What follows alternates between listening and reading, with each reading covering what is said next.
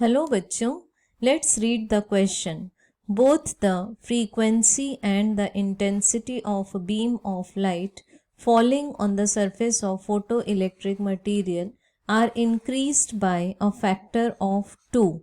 This will, option A, increase both the maximum kinetic energy of the photoelectrons as well as photoelectric saturation current by a factor of 2. Option B, increase the maximum kinetic energy of the photoelectrons by a factor greater than 2 and would increase the photoelectric saturation current by a factor of 2. Option C, increase the maximum kinetic energy of the electrons by a factor greater than 2 and will have no effect on the magnitude of the photoelectric saturation current produced. Option D, increase the maximum kinetic energy of the emitted photoelectrons by a factor of 2 but will have no effect on the saturation photoelectric current. So, इस question में दिए हुए data के according frequency का symbol लेते हैं, suppose हम new, इसको भी हम डबल कर रहे हैं तो ये फ्रीक्वेंसी हो जाती है नेक्स्ट टाइम 2 न्यू, और इंटेंसिटी का सपोज हम सिंबल ले लें कैपिटल आई, तो इंटेंसिटी को भी डबल किया जा रहा है, सो ये हो गई 2i।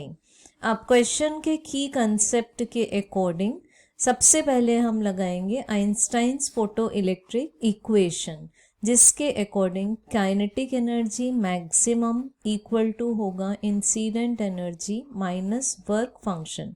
इंसिडेंट एनर्जी को हम लिख सकते हैं as the product of Planck's constant and the frequency. अब सबसे पहले अगर फ्रीक्वेंसी को डबल किया जाता है तो हमारे पास में न्यू काइनेटिक एनर्जी के ई मैक्स डैश की वैल्यू हो जाएगी 2h न्यू माइनस 5 सपोज इसको लें इक्वेशन 1 और नेक्स्ट को लें इक्वेशन नंबर 2 और इक्वेशन 2 को हम डिवाइड करें इक्वेशन नंबर 1 से, तो हमें लेफ्ट साइड में मिलेगा K E max dash divided by K E max equal to 2 common ले लिया h nu minus 5 nought by 2 divided by h nu minus 5 nought. अब अगर हम लोग इसको कैलकुलेट करें इस फ्रैक्शन को तो इसका आंसर 1 से ज़्यादा आएगा।